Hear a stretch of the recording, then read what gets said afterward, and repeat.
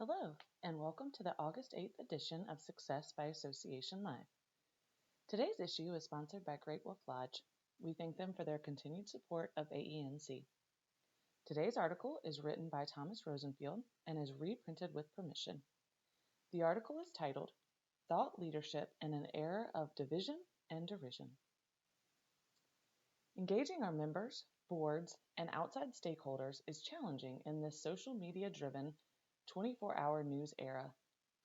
As a society, all too often we're focused on the bad stories and negative headlines. Our actions negatively impact our ability to influence decisions, and as association leaders, one of key responsibilities is influence. It's no wonder that 93% of Americans polled by Pew Research Center believe civility is a problem. We don't lack passion, but what about compassion? How do we focus our lens on the positive events that are motivating our teams to increase our influence and the impact of our issues? Adding some kindness, even empathy, will help, but understanding the history of civil discourse and logical rules of engagement continue to propel the most effective associations and their leadership. Most associations exist to advocate, not lobby, to inspire mutual advancement or change for a common cause.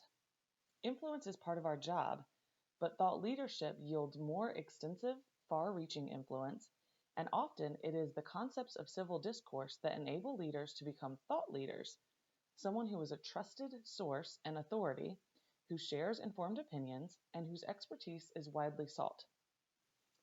The impact of engagement throughout history. Civility and civil discourse are not new ideas. Aristotle, who died in 322 BC, is credited with creating a concept of civil society, which referred to a community of citizens bound together as equal participants. While the meaning or application has evolved, Aristotle's focus on community remains. Cicero, who died 43 BC, expanded upon Aristotle's notions of civil society and created the idea of civility. Cicero believed there were certain standards of conduct towards others we should adhere to for the good of the city or community. Alexander Hamilton, who died in 1804, expounded further, writing in Federalist No. 1 in 1787, why civil discourse was vital to productive political debate. Hamilton espoused the idea that civil discourse would benefit everyone if serious positions were examined, opposing opinions respected and considered, and debate ensued to ensure that the best ideas could rise to the top. To Hamilton, the biggest misstep would be a lack of any serious debate. It's not just historical figures who recognize the need for civil discourse. Retired Justice Anthony Kennedy warned in 2019 that civility has never been needed more than it is today, in crucial part because democracy presumes that there will be a consensus based on thoughtful debate. Clearly, civil discourse is not new.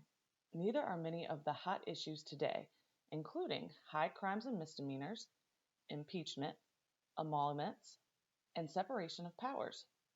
All of these were discussed by Hamilton in the Federalist Papers. Divisiveness isn't a recent phenomenon either. While the trend in volume or amount have gyrated in the past 2,300 years, many concepts have remained constant. Member and stakeholder perspectives. While in-person member and stakeholder engagement has taken a hiatus the past 15 months, public interactions continue to be divisive. The contentious presidential election fanned flames, but in spite of that, many have appeared more selfish than selfless, with social media and the news highlighting seemingly one negative perception or story after another. Research and polls provide some insights. Your members are not in a vacuum when it comes to general attitudes and trends. People are not getting their information from traditional sources anymore.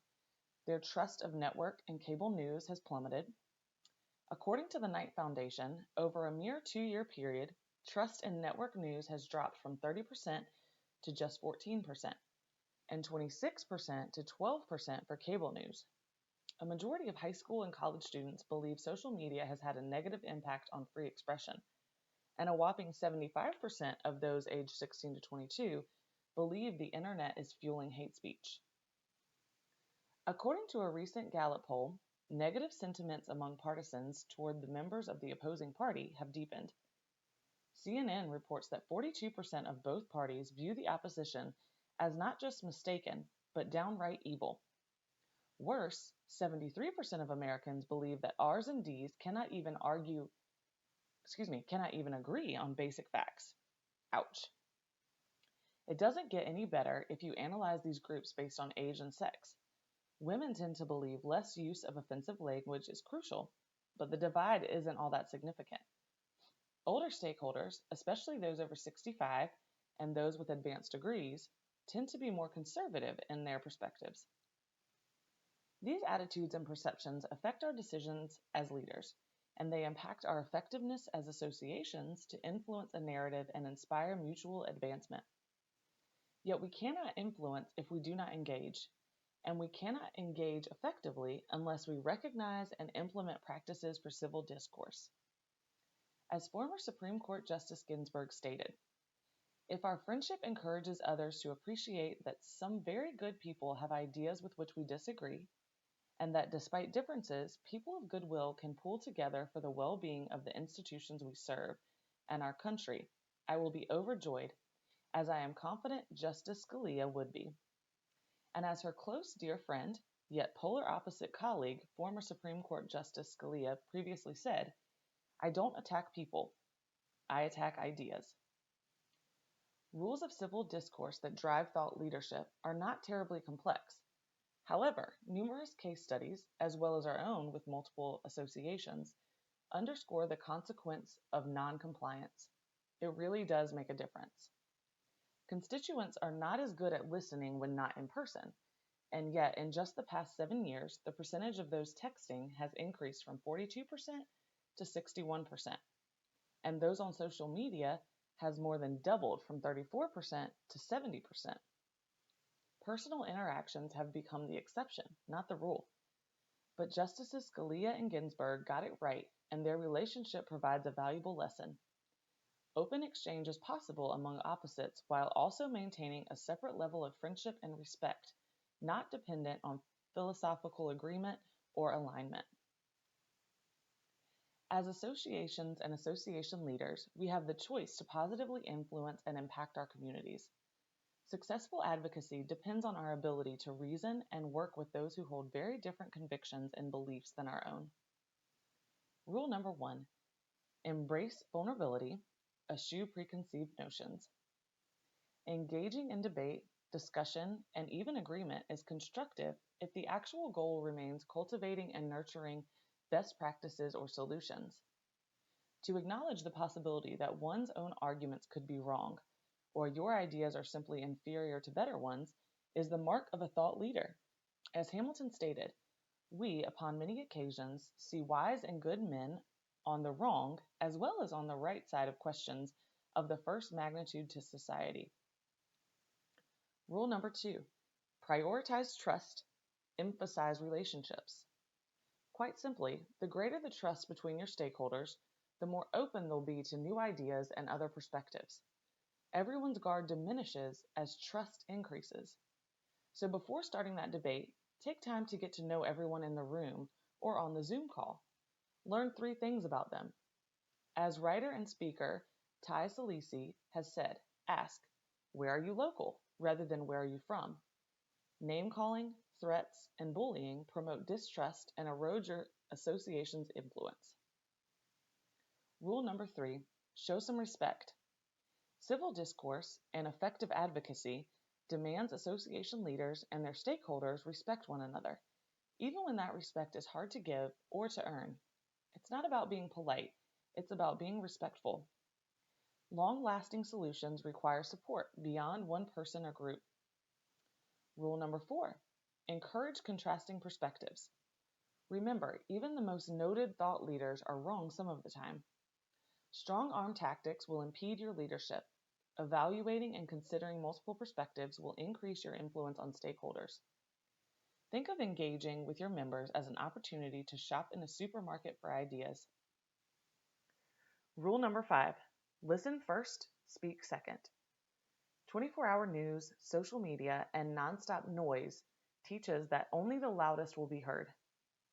Funny, even without megaphones and the internet in the 1700s, Hamilton noted that some hoped to evince the justness of their opinions by the loudness of their declamations.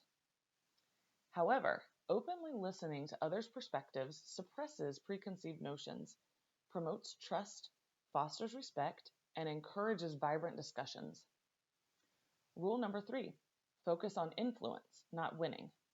We're obsessed with winning.